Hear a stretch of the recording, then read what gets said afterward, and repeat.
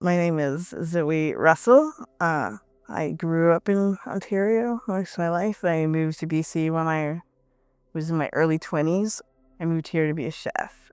I set some goals. I wanted to become head chef of one of the restaurants, and over that 11-year span, I managed to do it.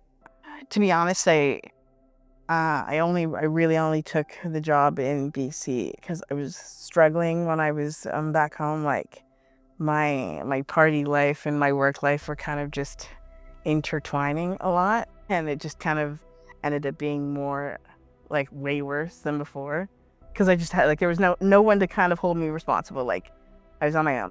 After quitting, I was spiraling, right? Like my purpose, like the thing that I was like working so hard to like have and become, and something I thought I could hold down. Like I just like felt like I lost my purpose.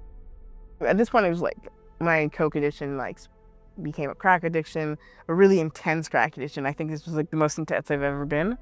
I like couldn't live without having crack. It was just like the most obsessive I think I ever gotten, like to a dangerous extent. Because I was willing to do or say absolutely anything to get it. I knew I should stop, but I was like, I just did not care. Like it just did not matter to me what happened next. Like I was so far gone, I was so lost. At this point, I wasn't even talking to my family because I just like was so embarrassed, and I couldn't I there was nothing to say, like nothing to explain to them because like there's nothing about me that I liked. I was just so lost. I didn't even have my own house anymore. Like I was like couch hopping from like to like people's houses that I did not know, like very dangerous people. I ended up meeting this guy. It was super sketchy. Definitely something that I never would have done before. But I just, like I said, the desperation was pretty aggressive. And at this point, I had no money and was willing to do anything to get anywhere. Just anywhere from where I was. Because, like, running just seems like the most natural thing. But it turns out Jesse was just probably the worst type of stranger to ask because he ended up taking me somewhere somewhere near Gill Road, and actually locked me in a trailer and kept me there for like 2 weeks. It was a pretty scary situation. Anyway, obviously over this course of the 2 weeks, he did a lot of things to me and like pretty aggressive and dangerous things, and I was scared, but I just didn't care to do anything. The only thing that I thought would help me was to get high. I was like pretty desperate to find a purpose. Like now I needed a reason why I was living this lifestyle because like I know that I have a family that loves me and cares about me unconditionally, and that would have helped me out of that situation if I had chose to reach out. But I chose to hide.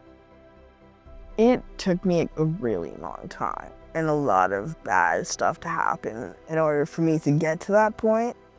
Um, the first time I got clean was in 2023. There was a staff member named Jennifer Hicks who worked at RAM at this point, and she really believed in me. She really held my hand through some of the darker stuff that I had gone through. I managed to kind of like come out of the other side with like a better perspective about the stuff that I had gone through and how to kind of deal with that and be okay with that and be okay in my own skin. So I'm super grateful for the staff there. My past doesn't define me, you know? I was so stuck on that shame before that it just kept me dark, right? It kept me isolated. It kept me so blocked from what life can be still, right? Like it just made me think that it wasn't possible to get better, be better outside of addiction. I hope one day that I'm in a position where I can actually help somebody who's struggling just as much as I was. And I really believe I can do this, like above all else, I really believe I can do this.